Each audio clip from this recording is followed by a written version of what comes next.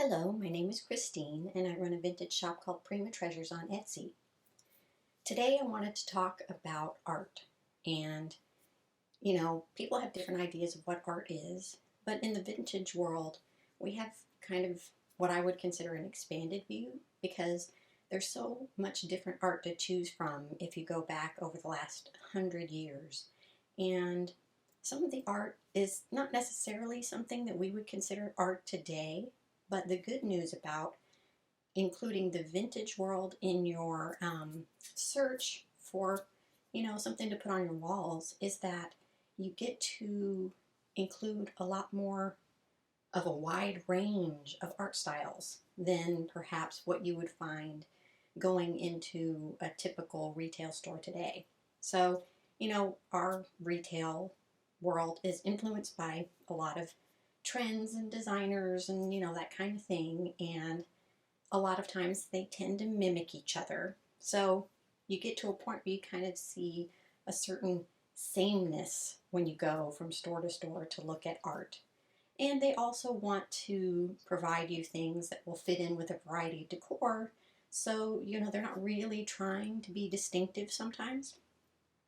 But if you want something that's kind of a statement piece and has a very clear personality, vintage can offer you some options that retail can't. So I wanted to feature a few of those today just to kind of give you a rough idea of the sorts of things that you might come across. So I found this particular print this weekend at an estate sale, and essentially what this is kind of in the mid-century era. Artwork was not affordable for a lot of people. We're talking 50s, 60s, that kind of thing. And so, oddly enough, Vincent Price was a somewhat famous person who was also an art collector and really wanted to expand to, regular folks the availability of art. So he actually partnered with Sears and sold prints of famous artworks to, through their retail outlet, and let, hundreds and thousands of families have the option to buy, a print, a nicely framed print of various artists. And I believe it worked out pretty well for him, honestly. But what it really did for, the populace is give them the opportunity to own something that looked like real art and not just a photograph of a relative, or you happen to know someone who painted, so casually they made you something. So it really kind of expanded options during that time. And this piece is something that was made not by the Vincent Price people, but another company who was doing something similar. There was a handful of companies who were offering similar things. Now what we actually have here, you can see we have a soldier in a helmet, and this is kind of another thing I wanted to discuss is the fact that this is not an exact copy. There's a very famous painting called Man in a Golden Helmet. I believe it's Rembrandt. But this is kind of a riff on that. So one of the things they would do to get around copyright is to do something that was kind of a mock version. Like, people could tell what it was supposed to be, but since it wasn't a direct copy, they could get away with selling it. So that's kind of what we have here, is a variation on the Man in Golden Helmet art. And I wanted to just quickly show the back, because you can see here, or I hope you can see here on the video, that it's actually called Men in Armor. And it's a Turner wall accessory. Turner is one of the companies that was making these sort of reproductions, and often they would also include original arts, and that's something I'm going to get into the next piece that I'm going to show. But essentially they were mass producing these art pieces for people so they could own something that felt like artwork on your wall, felt like a substantial, original piece, but in reality, you probably can't see this in the video. This is basically just like printed on cardboard or paperboard. So it is sturdy in a sense that it's not just like a poster that you might put on your wall. It's on heavy paperboard, but you know, it is a print. So anyway, I'm going to put that one down somewhere. Pardon the oddity there. So my next piece I want to show is an actual painting, but caveat. So this is another thing they kind of started doing in the mid-century, and there's one person called Van Hoopel's particularly famous for doing this, and he actually worked under a half dozen different monikers. Vanguard would be another one, and there are collectors of Van Hoopel-esque works. But basically you had one guy who kind of wanted, again, to bring art to the masses, but his way of doing it was a little different. He would have artists come up with a core image, and then he would bring in just, I'm going to call it slave labor painters, who would kind of assembly line reproducing that art. So they would actually paint it. Like if you look at this piece, you can see actual brush strokes on it and such. You know, perhaps the background would be a little kind of standardized and maybe, I don't think this is pre-printed, but I can't really tell because it's very watercolory. Anyway, so what they would do is each person would do a certain portion of the piece, and then they would assembly line it. So there's probably one guy who did the sky, one guy who did the ground, one person who perhaps was adding the color for the buildings, and maybe another would go over it with the black and put the lines in. But essentially we're talking assembly line art.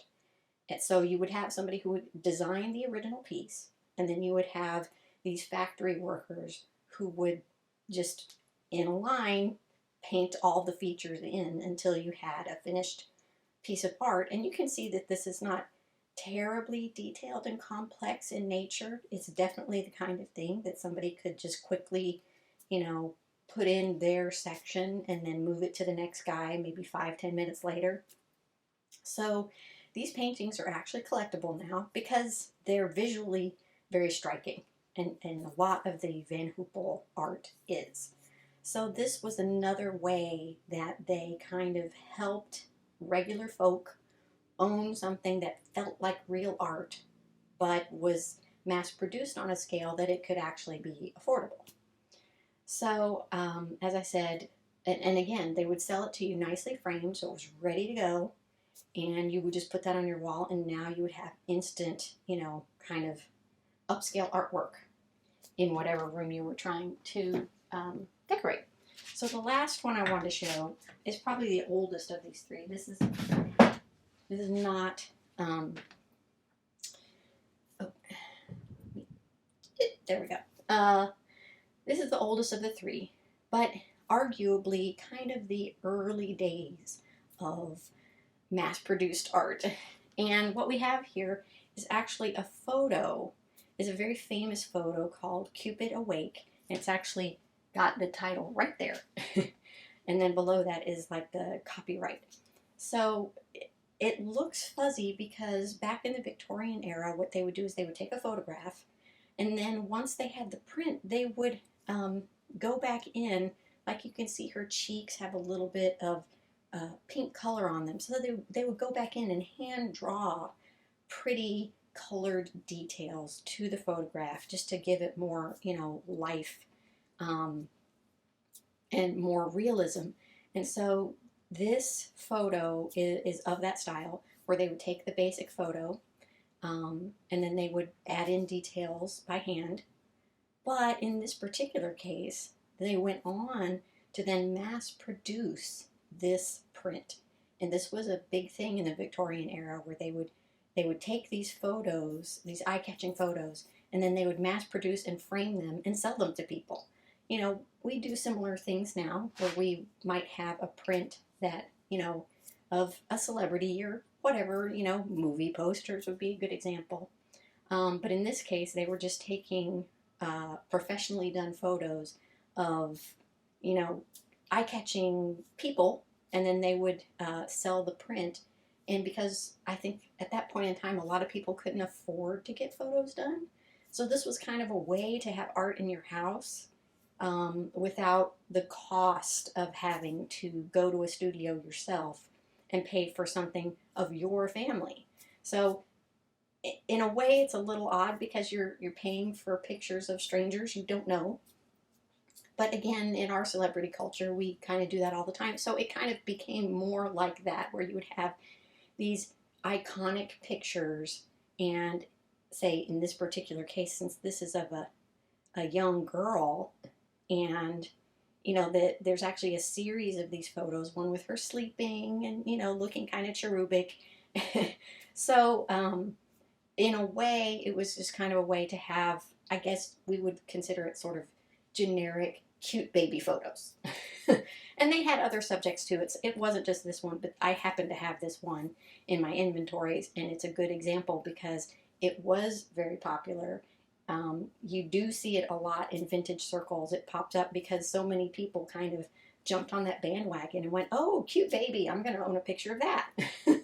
Because, as I say, again, getting a photograph done yourself at this particular point in time was probably cost prohibitive for most people.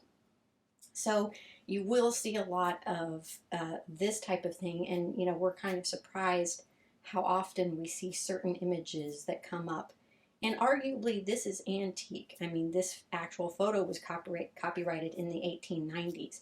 I don't know how old this print is in particular, but it's probably not too far after, because once you get into the 20s and the 30s, at that point it becomes more affordable for your average person to actually go get their own photo taken of their own family, and you started having more people getting pictures of their own relatives framed, nicely framed for wall display.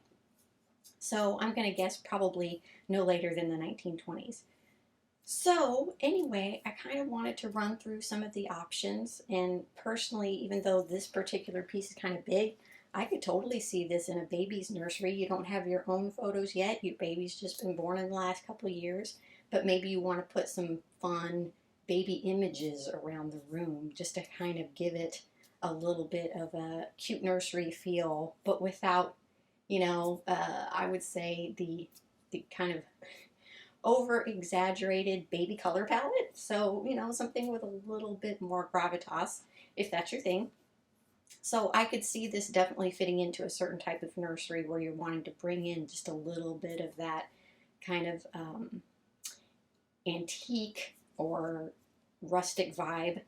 Anyway, that's the 3 pictures I wanted to show. There are more examples that I don't happen to have, but if you look at enough estate sales, you'll probably see some similar themes coming up.